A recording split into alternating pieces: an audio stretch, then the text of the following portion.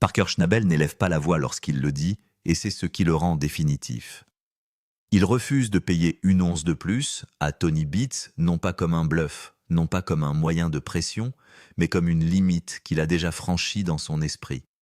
À un moment donné de la saison, Parker remet près de 50 000 $ d'or pour des onces encore enfouies de l'or qui n'a même pas encore vu la lumière du jour, juste pour se racheter de l'emprise de Tony. Ce n'est pas seulement de l'argent qui change de main, c'est la liberté qui est achetée à un prix qui semble presque irréel. Et même après ce paiement, même après que Parker ait essayé de clore le chapitre proprement, Tony trouve toujours le moyen de revenir avec un autre problème, une autre demande, un autre rappel que l'arrangement n'a jamais été vraiment équilibré. La dispute à propos de l'eau dit tout sans avoir besoin de dire grand-chose.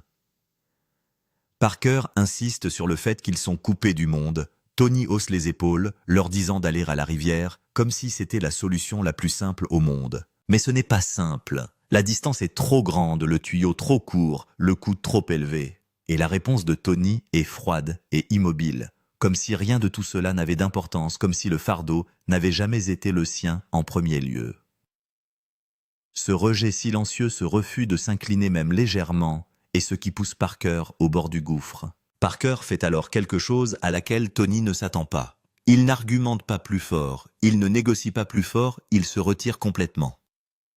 Il annule le contrat, efface l'accord qu'il y ait chaque once de son travail à la part de Tony.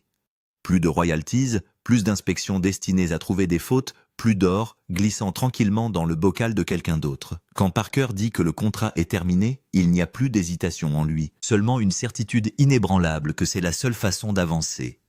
Et juste comme ça, des années de structure s'effondrent en une seule décision. Mais partir n'est pas propre, ça ne l'est jamais. La vraie question n'est pas de savoir si Parker peut partir, mais ce qu'il est prêt à perdre en le faisant. Le terrain de Tony était éprouvé fiable, un endroit où l'or s'était déjà manifesté par des chiffres qui permettaient de maintenir les opérations en vie. Maintenant, Parker mise tout sur un terrain qu'il contrôle, sur des décisions qui lui appartiennent entièrement sans filet de sécurité. La question de savoir si ce terrain peut correspondre à ce qu'il a laissé derrière lui devient le fil conducteur de toute la saison, et tout cela remonte à quelque chose d'aussi petit et d'aussi dévastateur que cette pièce d'or. Pour comprendre pourquoi Parker prend une décision aussi radicale, il faut revenir à un moment qui semblait mineur au départ. La coupe que Parker a marquée comme terminée le terrain qu'il croyait déjà épuisé. Tony n'envoie pas quelqu'un pour vérifier. Il n'appelle pas à l'avance. Il part lui-même, un orpailleur, à l'arrière de son camion, marchant sur un terrain qui lui appartient avec l'autorité tranquille de quelqu'un qui sait que chaque once extraite lui doit une part. Les chiffres comptent ici. 15% de tout ce que Parker récupère appartient à Tony. Pas comme une suggestion, mais comme un contrat écrit et signé, chaque clause étant verrouillée en place. Parker dirige les opérations, passe les appels quotidiens, décide où les machines se déplacent et où l'équipe creuse. Mais ouvrir un nouveau terrain sans en parler au propriétaire de la concession n'est pas une décision anodine, et ce n'est pas quelque chose qui était censé se passer en silence. Parker croit en Fantasyland, croit qu'il connaît suffisamment bien le terrain pour faire confiance à son instinct. Mais la croyance sans la communication crée une fissure et Tony s'y engouffre directement. Lorsque Tony s'agenouille au bord de la tranchée et fait couler du gravier dans le bac, le moment s'étire plus longtemps qu'il ne le devrait. L'eau se déplace lentement, les sédiments tombent, puis quelque chose d'inimitable apparaît. De l'or. Pas une trace, pas un scintillement, mais de vrais morceaux solides posés là où Parker disait qu'il ne restait plus rien. Tony les soulève un par un, les place en ligne et les compte en silence. 1, 2, 3, 4, 5, 6, 7. Chaque morceau est petit en soi, mais ensemble, ils racontent une histoire que Parker ne veut pas qu'on lui raconte. 7 morceaux d'or laissés dans un terrain qui était censé être fait. 7 occasions manquées, 7 fragments de profit qui ne sont jamais entrés dans le nettoyage, jamais entrés dans les totaux de Parker et jamais dans la part de Tony non plus. Parce que chaque once manquée par Parker ne lui coûte pas seulement, elle coûte aussi à Tony. Et debout là, en regardant ces morceaux alignés dans la terre, Tony ne voit pas seulement de l'or, il voit le doute. Si c'est ce qui est laissé dans une coupe qui a été vérifiée, que reste-t-il dans les coupes qui ne le sont pas? Cette question persiste lorsque Tony va trouver Parker. Parker s'approche en espérant une validation, en espérant que Tony voie que le déménagement à Fantasyland était la bonne décision. Au lieu de cela, il est accueilli par une poignée d'or tirée du sol, même dont il s'est éloigné. Parker insiste sur le fait qu'il avait prévu de revenir pour finir correctement, mais les mots n'ont pas de poids.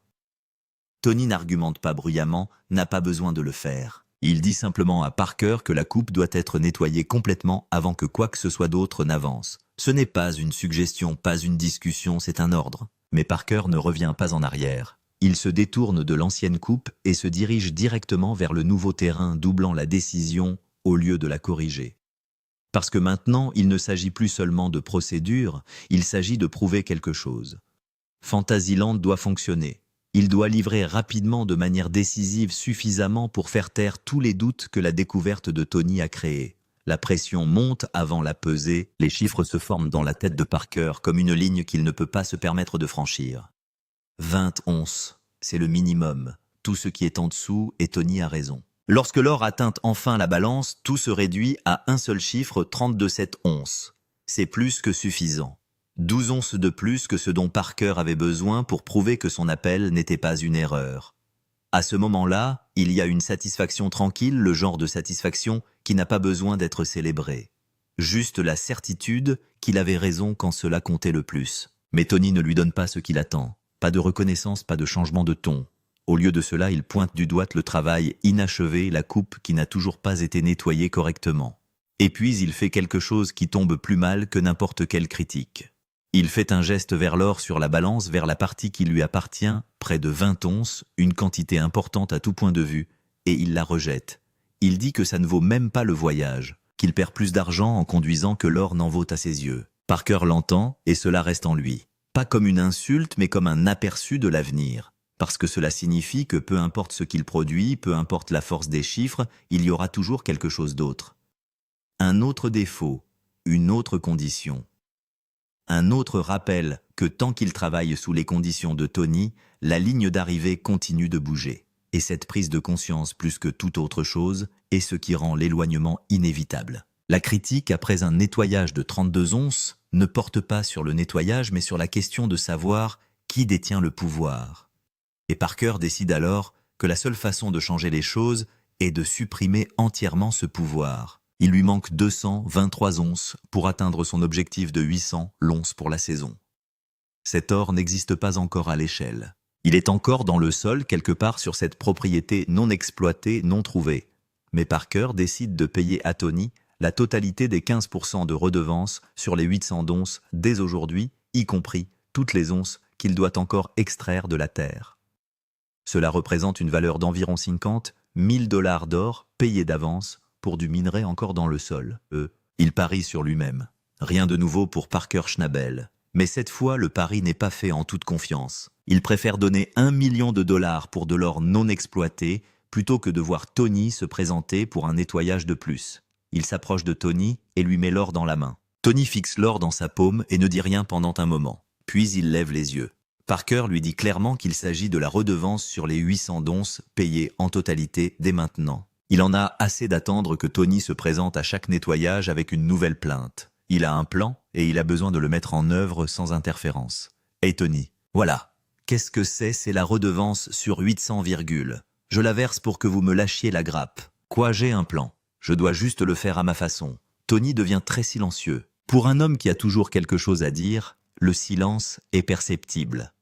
Puis il précise une chose, une fois que l'or est entré dans la jarre, il n'en ressort plus. Il n'y a pas de retour en arrière, pas de renégociation. Parker dit qu'il comprend et qu'il sait exactement ce qu'il fait. Tony compte 20 onces. Il confirme la quantité. Il dit à Parker qu'il espère qu'il sait ce qu'il fait. Parker a acheté sa liberté avec de l'or qu'il n'a pas encore gagné. Tony recule, le contrat qui a failli tout arrêter. Mais la lutte pour les redevances n'est que l'un des 3 éléments distincts qui menacent de faire exploser ce partenariat avant la fin de la saison. La situation contractuelle s'est développée en filigrane et elle est sur le point de faire surface de la pire façon possible. Parker gère son exploitation de Scribner Creek depuis 2 semaines. Et il n'a toujours pas signé le bail de Tony Beats. Il se rend à Paradise Hill pour rencontrer Tony en personne et conclure l'affaire. Ils font la conversation. L'intersaison. Quelques membres de l'équipage qui ne sont pas revenus pour la saison. Tony mentionne que certaines personnes sont passées à autre chose et dit à Parker de ne pas se sentir mal à ce sujet. Puis Tony dit qu'il y a quelque chose que Parker doit regarder dans la nouvelle version du contrat. Il lui tend un morceau de papier jaune. Parker lit le texte. Ni Parker Schnabel ni les autres sociétés dont il est actionnaire ne peuvent faire valoir d'autres droits pendant la durée du présent accord. Parker relit le texte. Il ne signera pas cela. Cette seule clause est un lockout. Elle prend la mine de Big Nugget, l'exploitation familiale de Parker, le terrain que son grand-père a construit, l'endroit d'où Parker est parti avant tout cela, et la rend légalement inaccessible pour chaque saison que dure ce contrat. Ce contrat ne donne pas seulement à Tony le contrôle de Fantasyland. Il donne à Tony le contrôle de toutes les décisions que Parker prend sur l'ensemble de sa carrière. Si Parker veut rentrer chez lui et travailler à côté de son grand-père pendant n'importe quelle saison couverte par cet accord, ce contrat dit non. Le seul endroit où Parker est autorisé à creuser pendant la durée du bail est le terrain de Tony. Parker dit à Tony qu'il a déjà signé le contrat et qu'il l'a renvoyé. Tony dit qu'il ne l'a jamais contresigné. Il faut 2 signatures pour que le contrat soit contraignant, et la signature de Tony n'est pas là. Parker répond du tac au tac.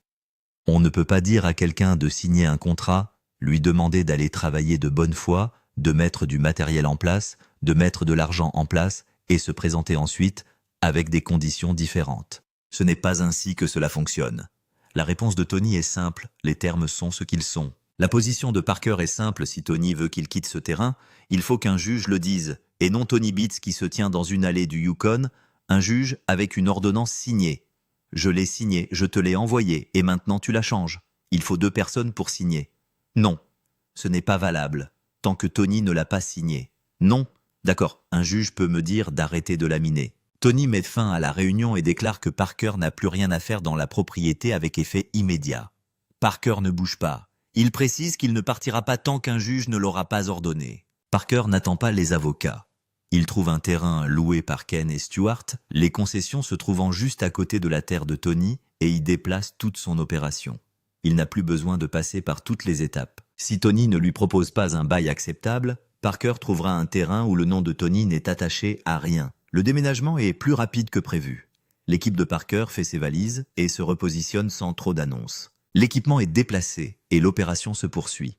Pour l'équipe de Parker, ce changement est à peine perçu comme inhabituel. Ils vont là où Parker dirige les machines. C'est Tony qui se sent déplacer son jardin et soudain occupé par Parker Schnabel, qui travaille sur un terrain où il n'a aucun droit légal d'empêcher Parker de travailler. Tony le découvre lorsqu'il passe en voiture et aperçoit Parker en train de travailler dans ce que Tony considère comme son propre jardin.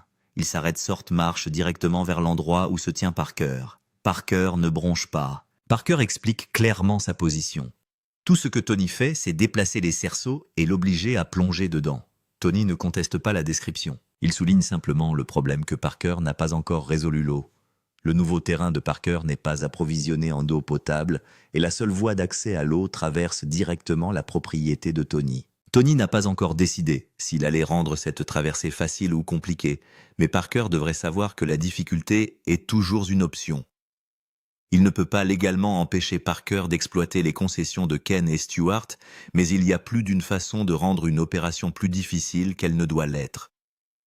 Parker remonte dans son camion. Tous deux gardent leur distance pendant un certain temps. Parker exploite le terrain de Ken et Stewart, tandis que Tony observe la situation de l'autre côté de la limite de la propriété. Le problème de l'eau n'est pas résolu. Parker ne l'a pas résolu. Et Tony n'a pas facilité les choses. Ils restent entre eux comme tout le reste sans rien dire coûteux et sans solution. L'activité de Parker s'accroît, taille de l'équipe, nombre de machines frais généraux. Tout cela augmente. La structure des coûts, qui a rendu le taux de redevance de Tony gérable la première année, semble différente. Maintenant que Parker essaie d'étendre l'opération à quelque chose de sérieux. Au taux facturé par Tony, chaque millier d'onces que Parker ajoute à sa saison. Total envoie un chèque de plus en plus gros à un homme à qui Parker ne veut presque plus parler. Le calcul se fait dans la mauvaise direction. La redevance qui brise enfin Parker. La prochaine confrontation a lieu autour d'un café au début d'une nouvelle saison. Parker tend la main pour une tasse et Tony lui fait signe de s'en aller. « Prends-la toi-même. » Tony est de bonne humeur. Parker s'assoit et expose l'argument qu'il a construit tout au long de l'intersaison. Il a passé l'hiver à faire des calculs. Il sait ce que le taux de redevance lui coûte pour différents volumes de production. Les taux de redevance nuisent à son exploitation. Je voulais vous parler de nos projets pour cette saison. L'augmentation des taux de redevance nous tue. Et alors, je ne peux pas le faire. Le taux normal pour un terrain comme celui-ci au Klondike est d'environ 10%. Tony demande plus que cela. Parker montre clairement le calcul. S'il peut produire 7000, 8000, voire 9000 onces au cours d'une bonne saison, les revenus de Tony sous forme de redevance augmentent considérablement. L'accord n'est pas unilatéral. Si Tony donne à Parker suffisamment d'espace pour évoluer, Parker ne demande pas la charité. Il montre à Tony un chiffre plus important. Tony ne bouge pas. Le marché est le marché. Parker a signé la ligne pointillée. Tony a déjà entendu cet argument sous différentes formes de la part de différents opérateurs. La réponse est toujours la même. Il faut négocier avant de signer pas une fois que le terrain a fait ses preuves. Si Parker pense qu'il peut trouver un terrain aussi productif ailleurs pour 10%, Tony lui dit qu'il aille le chercher et qu'il lui souhaite bonne chance. Quand je prends tous les risques et que tu gagnes plus d'argent sur les royalties, il y a un problème. Si vous pouvez trouver un terrain qui convient à 10%, je vous en remercie. Parker regarde Tony pendant un moment. Il demande ensuite à Tony de considérer le contrat comme annulé et d'envoyer cette confirmation par courrier électronique. Tony n'hésite pas, la réponse est immédiate et parfaite. Une fois Parker sorti, Tony explique à son équipe sa position. Parker a signé la ligne pointillée. Pour Tony, il n'y a jamais eu de raison de renégocier un accord que Parker avait déjà accepté. Selon Tony, il aurait même dû demander plus. Parker se dirige vers son camion. Cette saison, il ne paiera pas une once de plus à Tony Beats. Ce n'est pas du bluff. C'est la conclusion de toutes les conversations qu'ils ont eues, la coupe inachevée, le nettoyage de 32 onces, que Tony ne voulait pas reconnaître la clause du contrat qui exclurait Parker de sa propre mine familiale, la réunion autour d'un café où l'argument mathématique est tombé dans l'oreille d'un sourd. Parker additionne tous les éléments et le chiffre ne fonctionne pas avec le taux de Tony. Si atteindre l'échelle dont il a besoin signifie trouver un terrain sans le nom de Tony sur le bail, c'est le compromis qu'il est prêt à faire. La nouvelle alliance que personne n'a vu venir. Ce que personne ne voit venir dans cette saison, c'est ce qui se passe 3 semaines plus tard.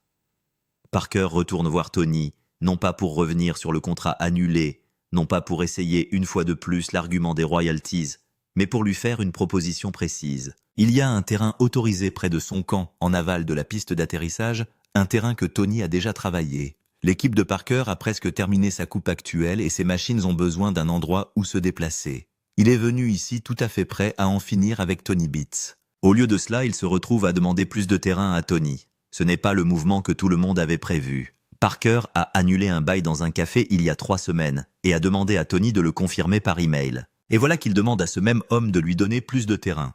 Si je suis ici, c'est en partie parce que nous avons presque terminé autour de notre camp.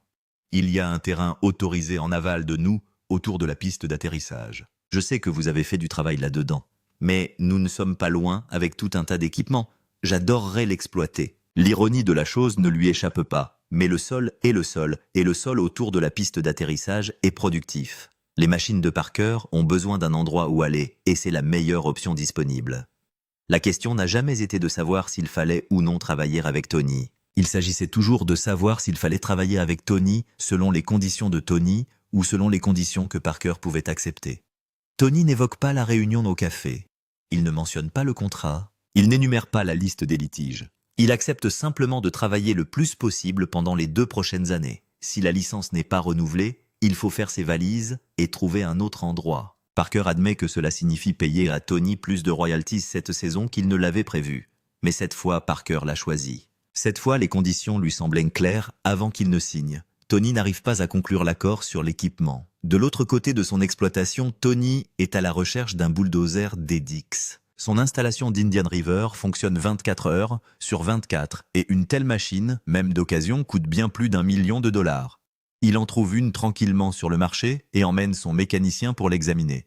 Le propriétaire en demande 1,5 million. Le propriétaire ne descend pas et Tony ne monte pas. Ils se serrent de la main et conviennent de se parler plus tard. Aucun accord n'est conclu ce jour-là. Tony retourne à son camion. Son point de vue sur cet échange est simple. Il n'y a pas d'amis dans les affaires. Il avait un chiffre en tête et il n'allait pas le dépasser. Il y a toujours une autre machine, ce qu'elle coûte réellement. Parker a payé à l'avance des redevances d'un montant de 500 000 $ sur de l'or, encore présent dans le sol, a renoncé à un bail plutôt que de signer une clause qui l'empêchait d'accéder à la mine de sa propre famille et a trouvé un moyen de poursuivre l'exploitation lorsque Tony a essayé d'utiliser le contrat comme un mur. Il a annulé un accord dans un café et est revenu 3 semaines plus tard pour demander plus de terrain au même homme. Parce que même après tout cela, le calcul de la terre de Tony bat encore la plupart des autres terrains disponibles. Le terrain ne se soucie pas de la fierté de qui que ce soit. Cela rapporte si l'on se trouve au bon endroit, avec le bon équipement et la bonne coupe. Parker pense qu'il est enfin à cet endroit, dans les conditions qu'il a lui-même choisies. Les concessions que Parker exploite sans les restrictions de Tony peuvent-elles jamais produire ce que les terres de Tony produisaient? C'est la question à laquelle toute la saison se résume. Donnez votre réponse dans les commentaires.